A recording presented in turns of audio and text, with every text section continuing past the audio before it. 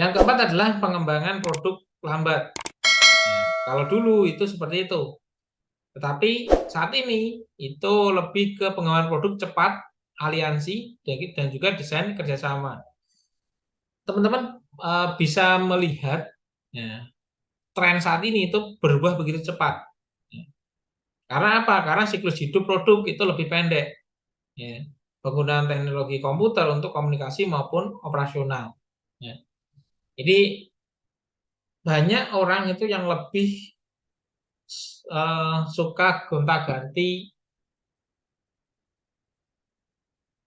rasa, gonta-ganti produk. Ya. Jadi perlu yang namanya inovasi terus-menerus di satu produk tersebut. Agar apa? Agar lebih sustainable, ya, agar bisa bertahan di industri tersebut. Yang kelima adalah produk yang standarisasi. Kalau dulu itu produk yang standarisasi, kalau mau seperti itu, kalau enggak ya sudah. Karena adanya pasar global yang berlimpah, proses produksi semakin fleksibel, maka muncul yang namanya customization massal dengan penekanan pada kualitas. Ya. Jadi banyak orang yang lebih suka diberikan spesialisasi, ya, spesial, diperlakukan spesial, ya, dan juga memiliki produk yang bermutu. Maka lebih ke produknya sedikit tapi terus berlanjut. Contohnya produk-produk teknologi, HP, laptop itu kan setiap tahun pasti akan ada perubahan. Maka perlu peningkatan-peningkatan lanjutan.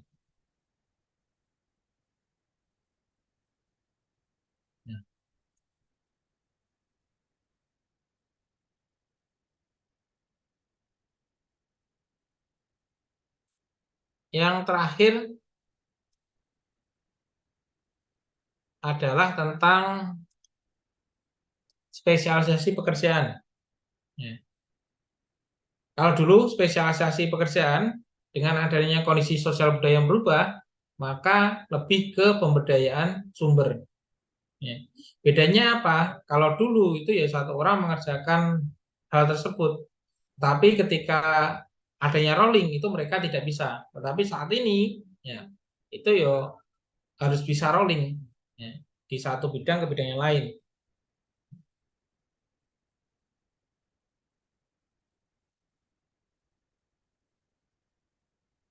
Itu untuk eh, perubahan dari manajemen operasional. Berikutnya adalah tantangan produktivitas. Jadi ada karakteristik yang berbeda antara barang dan juga jasa. Maka perlu untuk pengembangannya itu pun juga akan berbeda.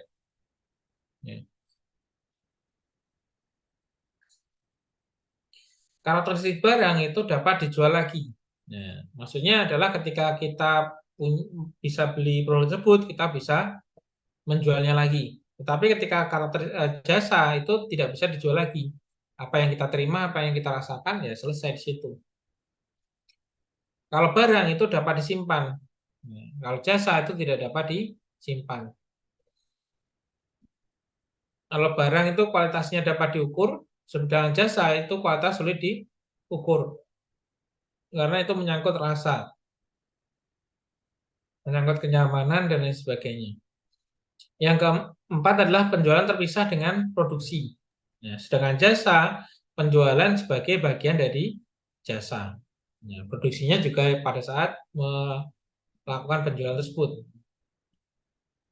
Barang itu dapat dipindahkan, sedangkan jasa pemindahan pada tenaganya.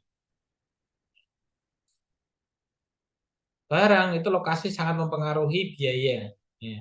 Sedangkan jasa lokasi penting untuk interaksi dengan konsumen. Barang mudah diotomatisasi, sedangkan jasa sulit diotomatisasi. Barang pendapatan dari produk nyata, kalau jasa pendapatan dari pelayanan. Jadi ketika kita punya perusahaan ya, yang bergerak di bidang eh, pembuatan barang, produknya barang itu, maka kita mudah untuk membuat perubahan-perubahan. Kalau jasa itu bisa sih dipakai untuk melakukan peningkatan-peningkatan, tapi lebih ke karyawannya, lebih ke tenaga pemasarannya ataupun tenaga pelayanannya. Hmm. Maksudnya otomatisasi, Pak. Oke. Kalau yang untuk jasa, Pak, itu kayak robot gitu, Pak, maksudnya. Jasa Itunya. ya orang, ya. Jadi lebih ke orang. Jadi kalau di proses produksi, ya maksudnya proses produksi ini lebih ke yang pertama adalah pembuatan barang, yang kedua adalah proses pelayanan. Kalau barang Dan kan pengalihan dari orang ke robot ya, Pak, ya. eh, Otomatisasi nih, Pak. kalau otomatisasi ya benar. Jadi kalau di barang itu diotomatisasi dengan robot itu bisa. Nah, tapi kalau di jasa memang banyak sih mulai beredar di Jepang. Itu kan ada kedai yang menggunakan robot. Robot ya. Nah, itu Taksi pun juga kan, Pak. taksi juga. Tetapi eh, untuk apa ya kenyamanan, ya mungkin memang belum terbiasa untuk contohnya di orang Indonesia. Kita kan pengennya itu juga ada interaksi juga. Karena ketika kita makan di rumah makan, tentunya pun kita tidak hanya tentang rasanya, tapi tentang tempatnya, tentang pelayanannya, ya kan? Lebih ke situ.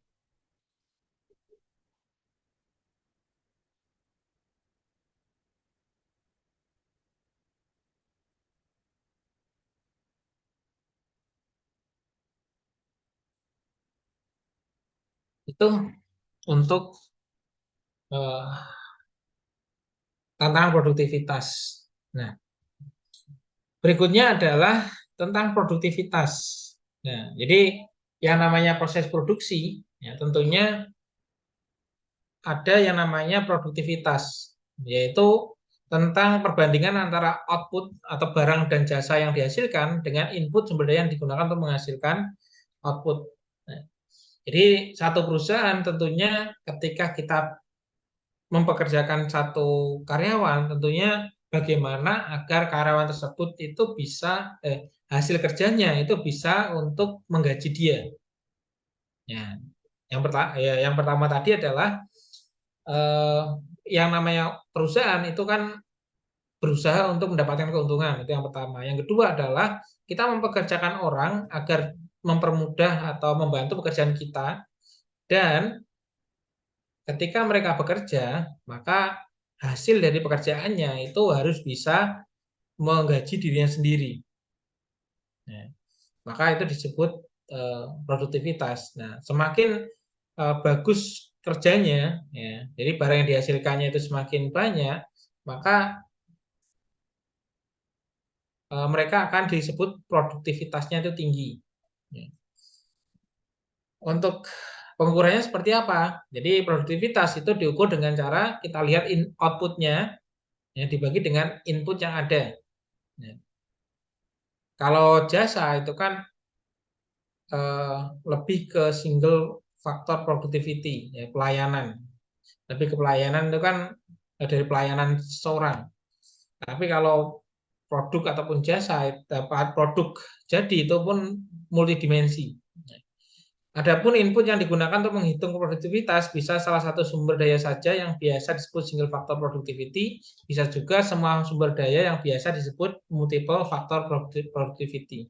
Nah, jadi produk barang maupun jasa itu juga bisa diukur dari satu input saja atau beberapa input. Nah, contohnya kalau jasa itu pelayanan saja itu bisa diukur seperti itu. Atau dengan eh, beberapa faktor. Ya, ada pekerjanya, ada materialnya, ada biaya lain-lainnya dan lain sebagainya. Itu. Ya, jadi semakin besar hasil yang eh, diberikan, output yang keluar dari proses produksi tersebut, maka semakin produktivitasnya itu akan semakin tinggi.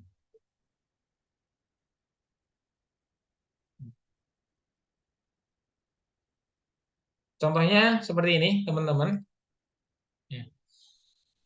Jadi diketahui data-data sebagai berikut. Yang pertama adalah output yang dihasilkan itu adalah 600 unit per minggu. Ya. Ini bisa dikatakan produktivitasnya tinggi, bisa tidak, tergantung dari faktor yang lain. Ya.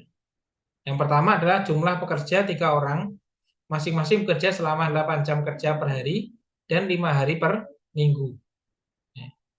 Maka produktivitas tenaga kerjanya itu adalah 600 dibagi 3 kali 8 kali 5 atau 5 unit per jam.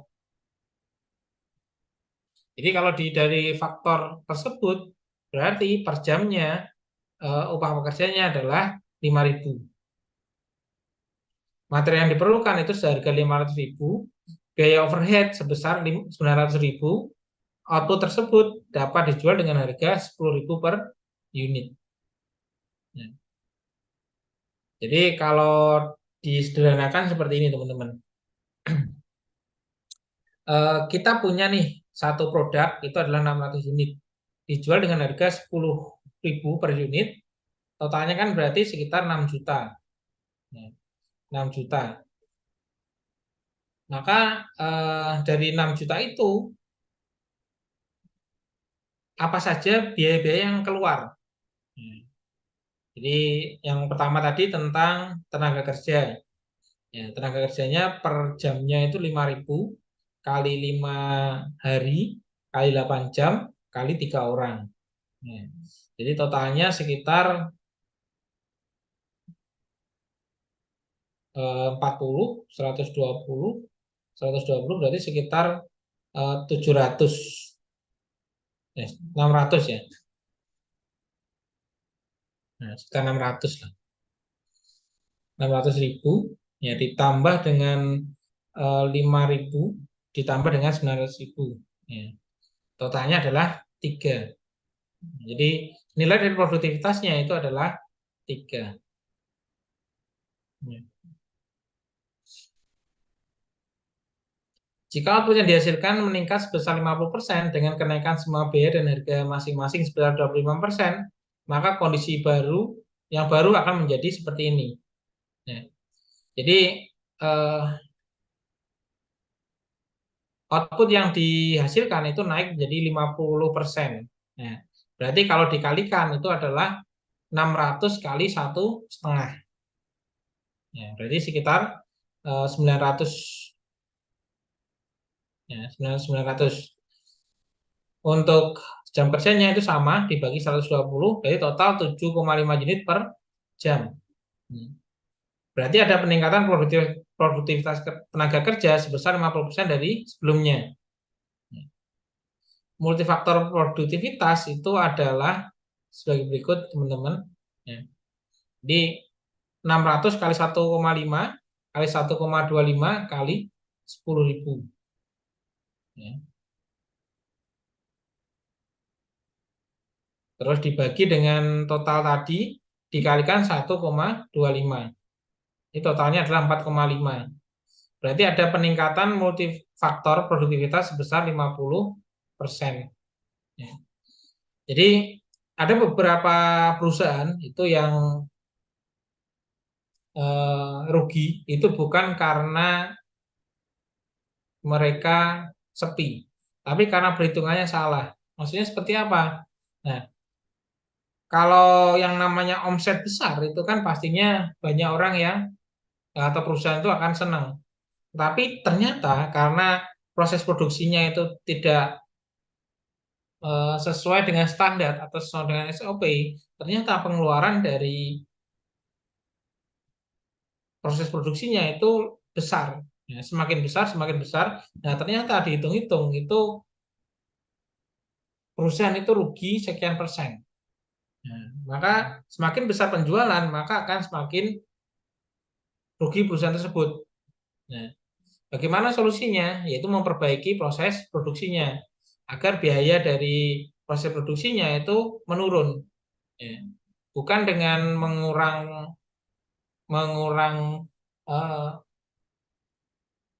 gaji dari karyawan, tetapi adalah prosesnya itu. Ya. Contoh yang saya gunakan itu adalah dari Toyota. Toyota dulu membuat satu mobil itu butuh waktu 1 minggu. Nah, sekarang itu hanya butuh 1 sampai 2 jam. Satu mobil selesai jadi. Dengan eh, orang yang sama, tetapi dengan proses produksi yang berbeda. Itu pun juga bisa. Jadi produktivitas itu sangat tinggi sekali, sangat besar sekali pengaruhnya terhadap perusahaan. Nah, jadi ada teman juga yang berprofesi sebagai coaching, ya, coach untuk proses produksi. Ya. Jadi ada satu brand, ya, di Sidoarjo, ya, brand hijab, ya kan? Dia penjualannya besar, ya. Tetapi kenapa kok merugi? Ya. Ternyata proses produksinya sudah benar, sudah bagus. Apa yang terjadi? Ternyata untuk proses penjualannya itu tidak cash. Nah, itu pun juga bisa. Nah, seperti itu. Jadi eh, manajemen operasional itu mulai dari bahan baku datang, dibuat produknya, dijual sampai ke konsumen, dan perusahaan mendapatkan uang yang berasal dari konsumen tersebut. Prosesnya pun juga harus seefektif dan seefisien mungkin. Maka diperlukan yang namanya SOP adalah seperti itu. Jadi ketika perusahaan itu dalam fase atau kondisi kurang menguntungkan, maka yang dilihat itu bukan karyawannya, tapi adalah prosesnya. Ketika prosesnya sudah dibenahi, tapi kurang berkembang, maka karyawannya itu bisa di training, ya, atau diberikan pelatihan ataupun pemahaman. Karena sejatinya tidak ada manusia yang eh, tidak pintar, tetapi adalah butuh pelatihan ekstra. Nah, seperti itu. Ya, jadi itu teman-teman pentingnya dari proses produksi, ya, efisiensi dari produksi. Nah, tentunya di dalam proses produksi ini teman-teman harus melihat faktor apa yang sekiranya bisa membuat produksi itu lebih cepat dan lebih nyaman. Jadi bukan menekan karyawan, tetapi membuat SOP yang memudahkan karyawan, tetapi pekerjaan itu pun juga menghasilkan sesuatu yang lebih besar. Dan itu pun proses, tidak ada SOP yang sempurna. Selalu akan ada perbaikan dan perbaikan. Karena yang namanya perubahan dan perbaikan itu adalah keniscayaan yang harus dilalui oleh setiap usaha. Maka jangan berhenti untuk selalu belajar, ya. Karena yang namanya ilmu itu akan selalu berkembang.